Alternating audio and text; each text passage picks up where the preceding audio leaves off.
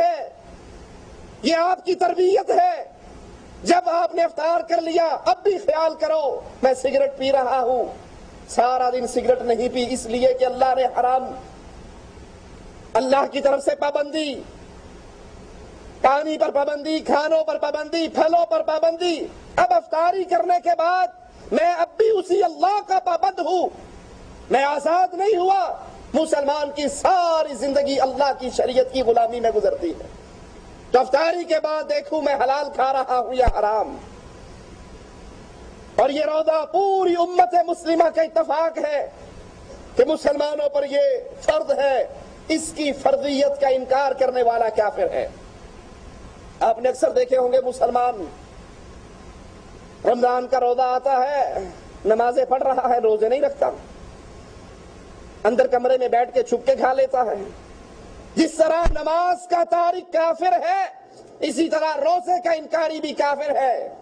اور یہاں پر بڑی عجیب بات جو اکثر ہمارے دیکھنے میں آتی ہے، رمضان کے روزوں میں، رمضان کے مہینے میں مسلمان روزے سے رہتا ہے، سحری کھا کر سوتا ہے، عصر پہ اٹھتا ہے، عصر کے بھی 5 بجے 6 بجے اٹھتا ہے، ظہر کی نماز نہیں پڑھتا، عصر کی نماز بھی نہیں پڑھتا۔ اسے پوچھو بھائی یہ کیا؟ کہا جی آپ کو نہیں پتا میں نے روزہ رکھا ہوا ہے۔ اب وہ روزے رکھ رہا ہے لیکن نمازوں سے فارغ ہے، نمازیں نہیں پڑھتا۔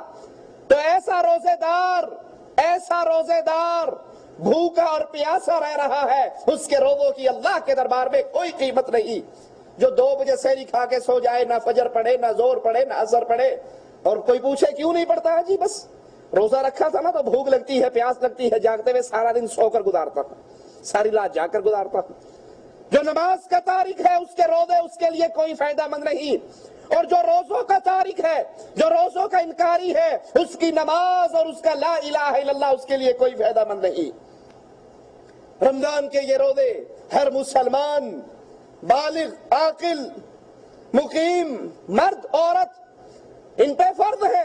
ہاں اگر وہ سفر کی حالت میں ہے، چاہے افطار کر لے چاہے رکھ لے، اور رمضان کے بعد جتنے دن سفر میں رہا اس نے روزے نہیں رکھے، اس کی قضا ادا کرے۔ اور یہ روزے رکھنے کے لیے حالت ایمان، ثواب کی نیت یہ بڑی ضروری ہے۔ رسول اللہ صلی اللہ علیہ وسلم فرماتے ہیں، صحیح بخاری و مسلم کی روایت ہے، من صام رمضان ایمانا واحتسابا غفر له ما تقدم من ذنبی۔ یہ بڑی عظیم خوشخبری اہل ایمان کے لیے۔ یہ رمضان کا مہینہ جو ابھی قریب آنے والا ہے، ابھی سے اس کی تیاری کر لو۔ یہ رجب کا مہینہ ہے، اگلا شعبان ہے، پھر رمضان ہے، ابھی سے ذہن سازی کرو۔ جیسے تاجر کاروبار کے لیے حج کا سیزن ہو، کاروباری سیزن ہو، تاجر پہلے سے پلاننگ کرتے ہیں، اس سیزن میں میں نے کیا کمانا ہے۔ یہ رمضان کا مہینہ نیکیوں کا سیزن ہے، نیکیوں کی بہار ہے، توبہ کا سیزن ہے، معافی کا سیزن ہے، جنت میں آسانی سے داخل ہونے کا سیزن ہے۔ کیسے؟ رسول اللہ صلی اللہ علیہ وسلم فرماتے ہیں، من صام رمضان ایمانا واحتسابا غفر له ما تقدم من ذنبی۔ جو انسان رمضان میں روزے رکھ لے، 2 شرطیں بنیادی، ایمان، حالت ایمان میں، واحتسابا، نیکی کی امید رکھتے ہوئے، من صام رمضان ایمانا واحتسابا، جو حالت ایمان میں ثواب کی امید، اجر کی امید، نیکی کی امید سے روزہ رکھ لیتا ہے، غفر له ما تقدم من ذنبی، اللہ اس کی زندگی کے پچھلے ہر گناہ کو معاف کر دیتا ہے۔ یہ اللہ کی طرف سے اعلان، یہ اللہ کی رحمت کا معاملہ۔ رسول اللہ صلی اللہ علیہ وسلم فرماتے ہیں، من قام رمضان ایمانا واحتسابا غفر له ما تقدم من ذنبی، جو حالت ایمان میں ثواب کی امید سے روزے رکھ لیتا ہے، قیام کر لیتا ہے، تراویح پڑھتا ہے، اللہ کے لیے جاگتا ہے، تو پھر نتیجہ وہی نکلتا ہے، غفر له ما تقدم من ذنبی، اللہ اس کی زندگی کے گناہوں کو معاف کر دیتا ہے۔ اس حدیث سے ثابت کیا ہوا کہ روزہ رکھتے ہوئے ہماری نیت کیا ہو کہ یار رکھ لینے ہیں، نہ رکھیں گے تو لوگ کی کہیں گے، لوگ کیا کہیں گے اگر نہ روزہ رکھا۔ لوگ تانے دیں گے، باتیں بنائیں گے، دکھلاوا اور ریاکاری ہے تو یہ روزے بیکار ہے۔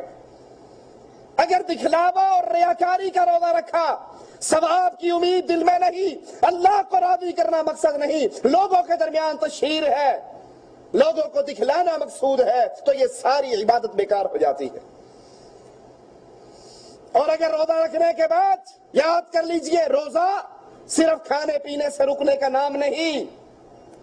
روزہ رکھا ہوا گالی پہ گالی دے رہا ہے، روزہ رکھا ہوا فلمیں دیکھ رہا ہے، روزہ رکھا ہوا گانے سن رہا ہے، روزہ رکھا ہوا غیبتیں کر رہا ہے، روزہ رکھا ہوا چغلیاں کر رہا ہے، روزہ رکھا ہوا جھوٹ بول رہا ہے، تو یہ روزہ اس کا بیکار ہے۔ کیونکہ روزہ صرف کھانے پینے اور شہوت پوری کرنے سے رکنے کا نام نہیں، بلکہ روزہ کس چیز کا نام ہے؟ آئیے رسول اللہ صلی اللہ علیہ وسلم کا یہ فرمان سنیں جو صحیح بخاری میں موجود ہے، من لم یدع قول الزور، جو جھوٹ بولنے سے باز نہ آئے، والعمل به، اس پر عمل کرنے سے باز نہ آئے، جھوٹ بولنے سے نہیں رکتا، جھوٹی باتوں پہ عمل کرنے سے نہیں رکتا، فلیس للہ حاجۃ، اللہ کو کوئی ضرورت نہیں، اللہ کو کوئی حاجت نہیں کہ یہ بھوکا اور پیاسا رہتا ہے، اللہ کو اس کے بھوک پیاس کی کوئی ضرورت نہیں، یہ اپنا کھانا چھوڑ دے، اپنا پینا چھوڑ دے، لیکن یہ کھانا اور پینا چھوڑنا اللہ کے ہاں میزان میں اس کے لیے وزن نہیں رکھتے، کیونکہ روزہ سارے اعضاء کا روزہ ہوتا ہے، آنکھ کا روزہ ہے، ہاتھ کا روزہ ہے، زبان کا روزہ ہے، ہر عمل کو روک لیجئے، روزہ تو ڈھال ہے، ہر عمل کو روکیے، ہر غیر شرعی عمل، ہر وہ عمل جس سے آپ کے روزے کے نمبر کم ہو، آپ کی عبادت کے نمبر کم ہو، اس سے رک جائیے۔ میں کھانا پینا چھوڑ دوں اور سارا دن ٹیلی ویژن کے سامنے، ڈش انٹینے کے سامنے، کیبل کے سامنے، سیڈیوں کے سامنے گزاروں، میں روزے دار ہوں؟ جھوٹ بولتا ہوں۔ میں نے روزہ رکھا لیکن جھوٹ ویسے ہی، غیبت اور چغلیے، لوگوں کی اس کی اس کو لگائی، اس کی اس کو لگائی، اس کو اس سے لڑوایا، اس کو اس سے لڑوایا، تو یہ روزہ نہیں۔ اللہ کو کوئی حاجت نہیں، جو روزہ رکھنے کے بعد جھوٹ بولنا اور جھوٹ پہ عمل کرنا اس سے باز نہیں آتا، اس کی یہ عبادت بیکار ہے۔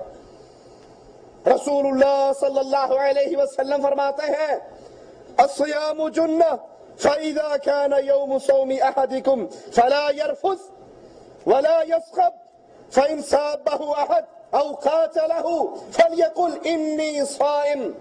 روزہ ایک ڈھال ہے، جہنم سے ڈھال ہے۔